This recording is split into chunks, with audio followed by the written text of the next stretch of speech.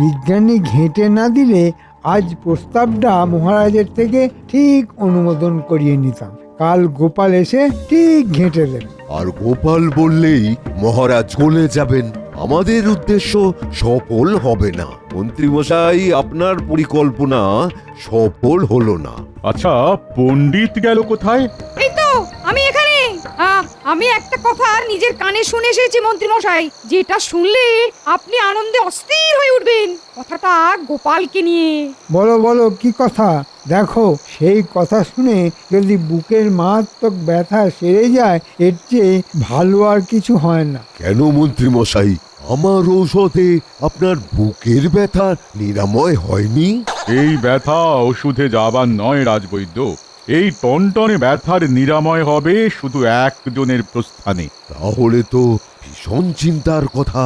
সেই একজন তো মহারাজের খুব প্রিয়, সে তো যাবার নয়। তাহলে আরে তার খবরই তো এনেছি মন্ত্রী মশাই। আপনার এই মারাত্মক বুকের ব্যথার চিরবিদায় হবে। মানে বলো বলো, শিগগির বলো। গোপাল একেবারে গেছে মন্ত্রী মশাই, একেবারে নিজের কানে শুনে এলাম। আরে বাবা, পণ্ডিত মশাই ভালো কথা একটু না থেমে বলতে পারেন না? অনিত, বলো, তুমি নিজের কানে কি শুনে এত উত্তেজিত হয়ে আমাকে বলতে এলে? মহারাজ গোপালকে রাজসভা থেকে তাড়িয়ে দিয়েছে, আমি নিজের কানে শুনে এলাম। তাই? এই কি হলো কি? কেমন করে হলো? সব বিস্তারিত জানাও। থেমে থেকো না পণ্ডিত, থেমে থেকো না। রাজপ্রাসাদের বারান্দা দিয়ে যাচ্ছি, হঠাৎ কানে এলো গোপালের গলা। গোপাল মহারাজকে খুব উঁচু গলায় বলছে, আপনার এই কথা খুব ভুল, মানা যায় না। আমি দাঁড়িয়ে পড়লাম। গোপালের এত সাহস, মহারাজের মুখের উপর এভাবে কথা বলে। আমি ভেজানোর দরজার মধ্যে দিয়ে ঘরের ভেতরে দেখলাম। মহারাজ, আপনি রাজা, আপনি এই কথা কি করে বলতে পারেন? এটা অন্যায় মহারাজ। তোমার তোমার এত বড় সাহস, তুমি আমার সামনে দাঁড়িয়ে আমার মুখের উপর কথা বলো? তোমার স্পর্ধা দেখে আমি আশ্চর্য হয়ে যাচ্ছি। আমি দিন দরিদ্র একজন মানুষ, কিন্তু আমার মেরুদণ্ডটা সোজা মহারাজ।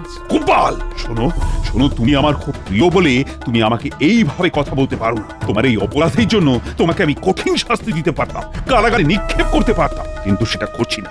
শুধু শুধু তোমাকে আমি আমার রাজসভা থেকে বরখাস্ত করলাম। কাল থেকে এই রাজসভায় তোমার মুখ যেন আমায় আর দেখতে না হয়। আরে বাবা, এই খবরটা তো এক্ষুনি মন্ত্রী মশাইকে দিতে হয়। ওই কথা শুনে নিজেকে স্থির রাখতে পারিনি। কি মন্ত্রী মশাই, গেল আপনার বুকের ব্যথা? রাজবৈদ্য, একটা চিমটি কার্টুন তো দেখি। কেন?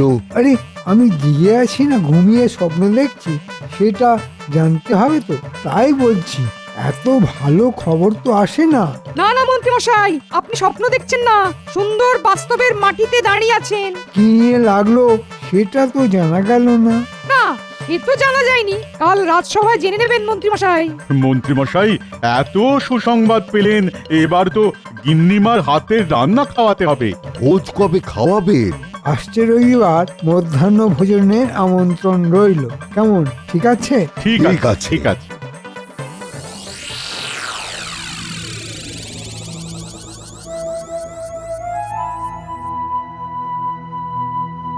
কি গো, রাজসভা থেকে এসে সেই যে ঘুম মেরে বসে রইলে, আর তো উঠলে না গো? এ ওঠো না, হাত মুখ ধোও। শোনো গিন্নি, কয়েকদিন আমরা দূরে কোনো নির্জন গ্রামে চলে যাব। জামা কাপড় গুছিয়ে নাও, ওই পূব গাঁয়ে যাব। ওখানে আমাকে কেউ দেখেনি, আমার নাম শুনেছে। ওখানে আমরা এখন থেকে থাকবো। এখানে থাকবো না? না, সে কি? মহারাজ আমাকে বরখাস্ত করেছেন। ও মা গো, কি হবে গো? কি খাবো গো? কয়েকদিন নয় প্রকৃতির হাওয়া খেয়ে কাটাবো। নাকি কান্না থামাও তো। কাজ চলে গেলে খাবো কি? কেন, আমাদের পৈতৃক পেশায় চলে যাব? কাজ জানি, না খাইয়ে রাখবো না। হ্যাঁ, কি হয়েছে জানতে পারি? নিশ্চয়ই পারো, তবে এখন নয়, পরে। এখন শুধু বোঁচকা বুচকি নিয়ে দুগ্গা বলে সকাল হতেই বেরিয়ে পড়বো। কোথায় যাবো? এই কৃষ্ণনগর থেকে দূরে, যেখানে আমাকে কেউ চেনে না, ওখানে কিছুদিন থাকবো। কিছুদিন মানে? তারপর কোথায় যাবো? তার পরের কথা পরে ভাবা যাবে গিন্নি। নাও নাও নাও গিন্নি, তাড়াতাড়ি বোঁচকা বুচকি গোছাও, তারপর একটু গড়িয়ে নাও। সকাল সকাল বেরোবো, বুঝলে? তোমার মনটা কি এখন একটু ভালো হয়েছে? আর মন, মনেরও সহ্যের একটা সীমা আছে। ভাঁড়েরও দুঃখ হয় গিন্নি, ভাঁড়েরও মন খারাপ হয়।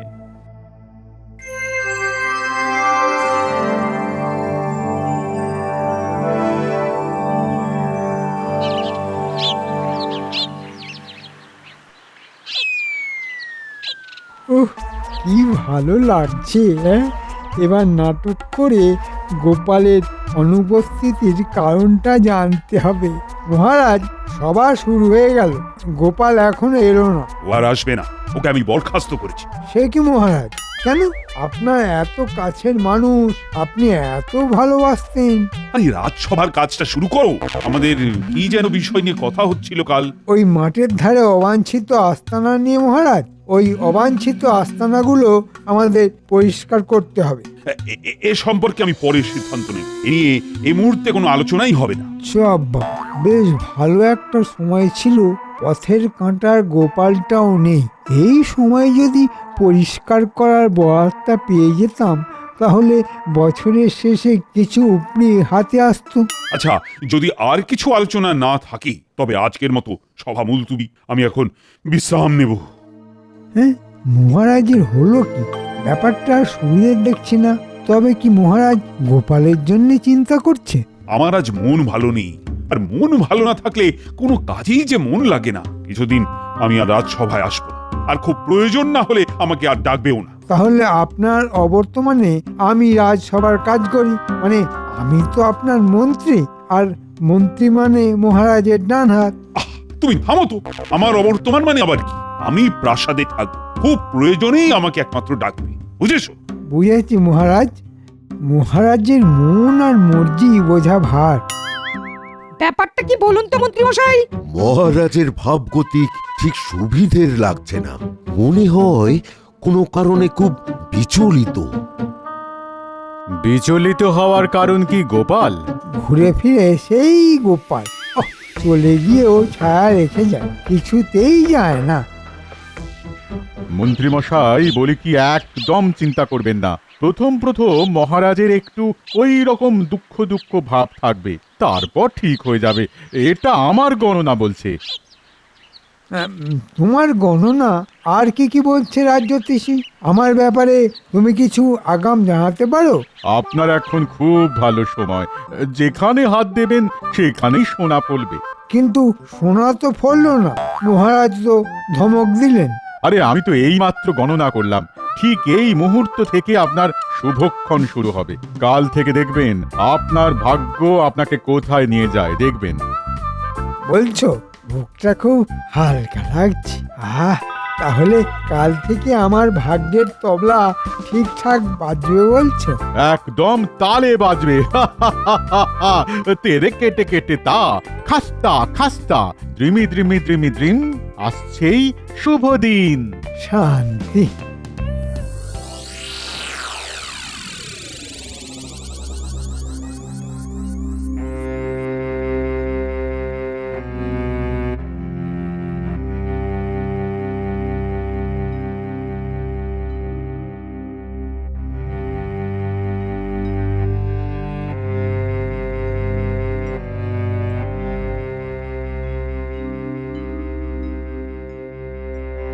মহারাজ, বলো বলো মহারানী। আপনাকে একটা কথা জিজ্ঞেস করব?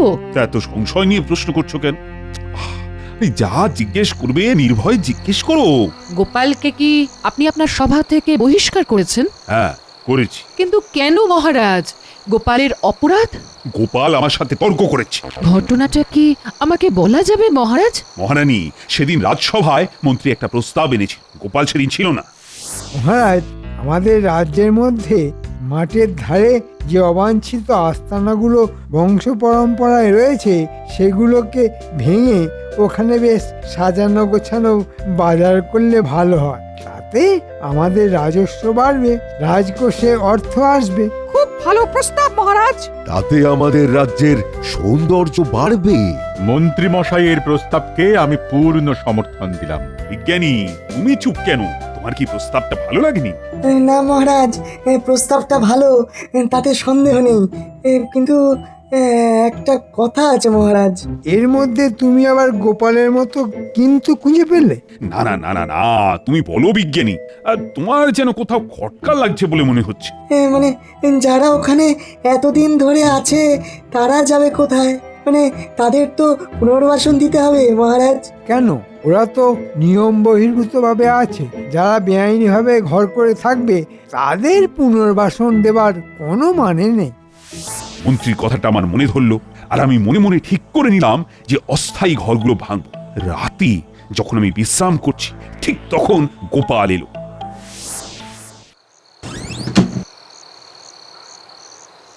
মহারাজ, এ কি গোপাল, কি ব্যাপার? তুমি এত রাতে এলে? কোনো বিপদ ঘটেছে নাকি? তা তো একটু ঘটেছে, আর ঘটেছে বলেই তো রাতে আপনার সঙ্গে দেখা করতে এলাম। বলো বলো বলো, কি প্রয়োজন? মহারাজ, শুনলাম নাকি মন্ত্রী মশাই ওই মাঠের ধারে যেখানে কিছু গরিব মানুষ বহু বছর ধরে আছে ওদের ওখান থেকে সরিয়ে দিতে চাইছেন। হ্যাঁ হ্যাঁ, ঠিকই শুনেছো। ওইখানে আমরা বাজার করব ঠিক করেছি। নামি দামি বণিকরা তাদের পসরা সাজিয়ে বসবে। কি ভালো প্রস্তাব না, কি বলো? তা ভালো, কিন্তু ওখানকার আদিবাসিন্দারা থাকবে কোথায় মহারাজ? তা ওরা যখন এখানে ঘর বেঁধেছিল তখন কি আমাকে জিজ্ঞেস করেছিল? ওরা তো আমার আপনার জন্মের আগে থেকে ওখানে বংশ পরম্পরায় আছে মহারাজ। ঠিক আছে ঠিক আছে, একটা কথা বলো দেখি, তুমি তো আজকে সভায় আসুন, তা খবরটা পেলে কি করে? সকালবেলা আমি আমার ঘরের চালে উঠে খড় দিয়ে চাল ছাইছি, ঠিক তখন পুঁটির বাবা আসে, হাপুস নয়নে কাঁদছে। বলি নিচে একটু খেয়াল রেখো, হ্যাঁ? দরজা খোলা কিন্তু। কি বা আছে গিন্নি নেবার মতো? বলি রান্না করে রেখেছি, মাছ ভাজা আছে, আর বাইরে মেনিটাও আছে। আর কিছু বললাম না কিন্তু, বাকিটা বুঝে নিও। আমি চললাম, হ্যাঁ। ঠিক আছে ঠিক আছে, তুমি নিশ্চিন্তে যাও। আহা মনরা কাটে না, বুকের যাতনা বুঝে না। আহা মনরা কাটে না, বুকের যাতনা বুঝে না।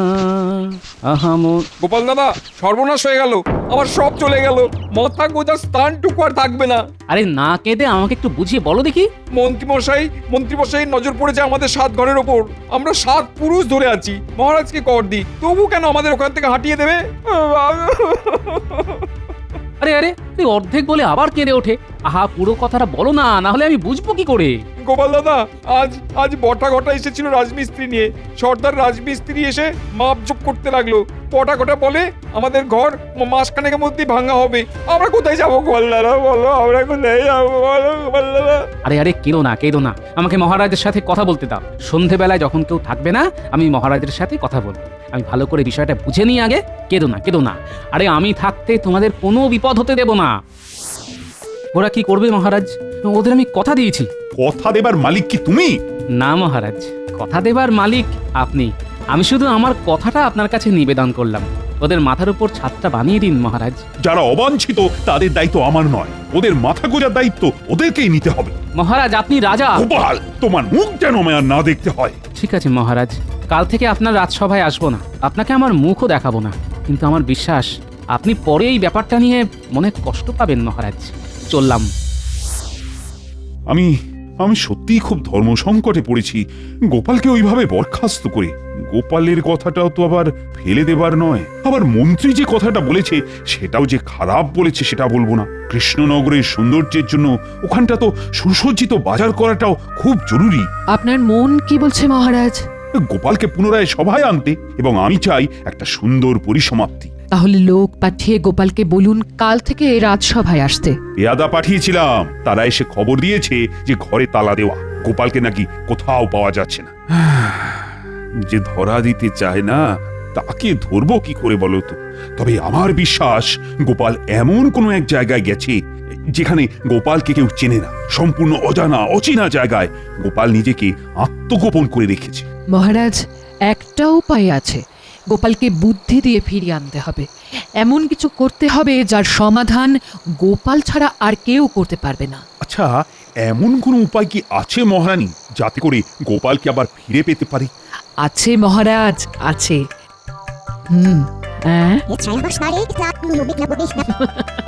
বাহ বাহ রানী, বাহ, দারুণ দারুণ। আমি কাল সকালে ঢেঁড়া পিটিয়ে রাজ্যের প্রতিটি কোণে এই কথা জানাবো। শোনো শোনো শোনো, মহারাজের বড় দিঘির বিবাহ আগামী পূর্ণিমায় অনুষ্ঠিত হবে। সকল গ্রামবাসীকে অনুরোধ জানানো যাচ্ছে যে তারা যেন তাদের বাড়ির কুয়োকে মাথায় করে রাজার দিঘির বিবাহে উপস্থিত হয়। অন্যথায় 5টি করে মোহর মহারাজের কোষাগারে জমা দিতে হবে। শোনো শোনো শোনো। কি রে বাবা, এ আবার কেমন তোর কথা? মহারাজের কি মাথাটাতে খারাপ হয়েছে নাকি? আমার তো ওই 3 কোটি বয়স হলো, এই রকম অদ্ভুত বিয়ে তো আমি ওই কোশমিন কালেও শুনিনি। দেখা তো দূরস্ত, দেখি আবার বিয়ে। খুড়ো, এই শুধু দিঘির বিয়েই শুনলে? কুয়ো ঘাড়ে করে নিয়ে যেতে হবে সেটা শুনলে না? হায় হায় গো, কি বিপদ এলো গো! কলিকাল কলিকাল ঘোর কলিকাল! শুনেছি মহারাজের সবাইকে এক গোপাল বলে খুব চালাক লোক আছে, যে সে থাকতেও মহারাজের এই অবস্থা। কি জানি, শুনেছি তো চালাক, আসলে সে হয়তো একটা হদ্দ বোকা। পুরাটাকে মুখ ঝমটা দিয়ে আসবো, হ্যাঁ? তোমাকে বলে কিনা হদ্দ বোকা? দেখাচ্ছি মজা।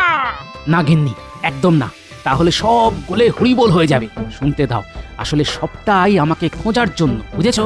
মানে পরে বলবো, এখন শুনে যাও, মুখে কিছু প্রকাশ করো না। তবে শুনে রাখো, এই বুদ্ধিটা মহারাজের মাথা থেকে আসেনি। তাহলে বুদ্ধিটা মহারাজের মাথায় দিল কে? খুড়ো, আমাদের গ্রাম প্রধানকে জানাতে হবে। এ কি অদ্ভুত বিপদ এলো বলো তো? কুয়ো কাঁধে করে কি করে নিয়ে যাব? কলিকাল কলিকাল ঘোর কলিকাল! কারো নিস্তার নেই, কারো নিস্তার নেই। আমাকে আপনাদের গ্রাম প্রধানের কাছে নিয়ে যেতে পারবেন? তাহলে আপনাদের বাঁচার রাস্তাটা আমি বলতে পারবো। আপনি কে মশাই? হ্যাঁ, আপনি কে? কোত্থেকে আসছেন? আমি আসছি অজানা দেশ থেকে। কোথা থেকে? আমরা আসছি সেই অজানি দেশ থেকে। আমার নাম না জানি কি, আর ইনি হলেন আমার তিনি, নাম হ্যাঁ জানি। আমার কাছে আছে আপনাদের বাঁচার রাস্তা। বাবা, ও জানি দেশ থেকে না জানি আর হ্যাঁ জানি, এরকম বিচিত্র নাম এই প্রথম শুনলাম বাবা। অনেক কিছুই তো প্রথম শুনলাম। মাথায় করে কুয়ো নিয়ে যাওয়ার কথা আগে শুনেছিলেন? সত্যি শুনিনি, কি বলো খুড়ো? আহা, বললাম তো, আমার এত বয়সে ওই দিঘির বিয়ের কথাও শুনিনি, আর কুয়ো কাঁধে নেমন্তন্ন খাবার কথাও শুনিনি। আবার আপনি দিলেন আর এক ঝটকা, না জানি দেশ আর না জানি আপনার নাম, আর আপনার পরিবারের নাম হ্যাঁ জানি। ঘোর কলিকাল, ঘোর কলিকাল! হ্যাঁ, আমাদের দেশের মানুষদের নামগুলো এইরকম। না জানি, হ্যাঁ জানি, সব জানি, কিছু জানি। ছাড়ুন সব কথা, এখন আমাকে আপনাদের গ্রাম প্রধানের কাছে নিয়ে চলুন, যদি বাঁচতে চান। হ্যাঁ, চলুন।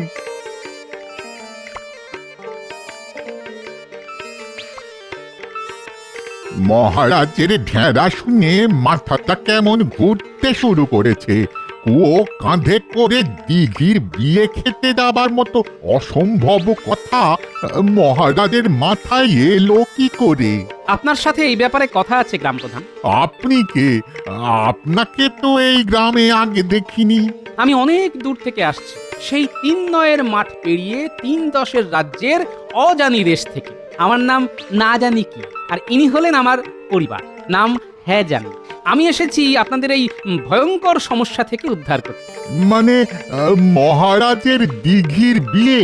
হ্যাঁ গ্রাম প্রধান, আপনি যাবেন মহারাজের কাছে গ্রামের কিছু মানুষকে নিয়ে, বলবেন মহারাজ, মহারাজ, আমরা আসছি পূব গাঁ থেকে, আপনার নিমন্ত্রণ আমরা স্বীকার করলাম মহারাজ। কিন্তু শর্ত জানো তো? জানি মহারাজ, জানি। আমাদেরও একটা শর্ত আছে মহারাজ। আচ্ছা বেয়াদব তো তোমরা, মহারাজকে শর্ত দাও। মন্ত্রী, ও তুমি বুঝবে না। নাও নাও নাও, শিগগির তোমাদের শর্ত বলো। শিগগির বলো, আমি তোমাদের শর্ত শুনতে চাই। মহারাজ, আমাদের শর্ত হলো, আমাদের কুয়োগুলো খুব ধরেছে যে যার বিয়ে সেই আপনার দিঘি যেন তাদের এসে নিমন্ত্রণটা করে যায়। ওই ঢেঁড়াওয়ালার নিমন্ত্রণ সে নেবে না, দিঘিকে আসতে হবে আমাদের পূব গাঁয়ে। তাই এই শর্তটা কে শিখিয়েছে? গ্রাম প্রধান? এটা তো তোমার বুদ্ধি নয় বাবা, কে শিখিয়েছে? কে আর শেখাবে? আমার শত্রু ছাড়া ভালো লাগে না। রাজ্যতীষীর গণনা কিছুতেই মেলে না। মহারাজ, সে বড় অদ্ভুত মানুষ, অজানি দেশ থেকে এসেছেন, নাম না জানি কি, ওনার পরিবারের নাম হ্যাঁ জানি। গোপাল গোপাল আমার গোপাল, অবশেষে ধরা দিলে তুমি। ও প্রধান, তোমাদের কাছে যে মানুষটা গেছে না, ওই না জানি না কি নাম বললে না, ও আসলে আমার সবার সবচেয়ে বুদ্ধিমান মানুষ, গোপাল, গোপাল ভাঁড়। প্রধান প্রধান তুমি লোক পাঠাও, গোপালকে সসম্মানে নিয়ে আসো। আর তোমাদের পুবগায়ের প্রতিটি লোকের কাল এই প্রাসাদে নিমন্ত্রণ। মন্ত্রী, আয়োজনের দায়িত্ব কিন্তু তোমার। দেখো নিমন্ত্রিতরা যেন অসম্মানিত না হয়। আটা ঘায়ে নুনের ছিটে, হ্যাঁ? আয়োজনের ত্রুটি হবে না মহারাজ।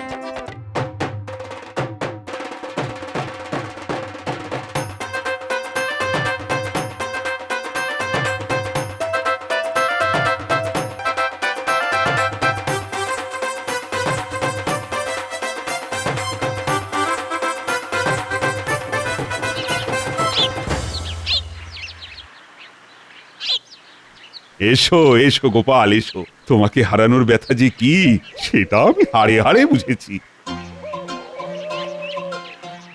প্রণাম নয়, বুকে এসো গোপাল, বুকে। আর রানী, তোমার বুদ্ধিতে কিন্তু আমি গোপালকে আবার ফিরে পেলাম। গোপাল আবার প্রমাণ হলো জল ছাড়া মাছ, আর গোপাল ছাড়া মহারাজ হয় না, হতেও পারে না। রানীমা, এবার যে আপনি সবাইকে ছাপিয়ে গেছেন, আপনাকে প্রণাম। রানীমার বুদ্ধিতেই আমার সিদ্ধি লাভ। আমি ঘোষণা করলাম আমাদের নতুন বাজারও হবে, আর তার সাথে ওদের মাথার ওপর পাকা ছাদও হবে। বুদ্ধি বটে গোপালের, সব কিছু ঠিক আদায় করেই ছাড়লো।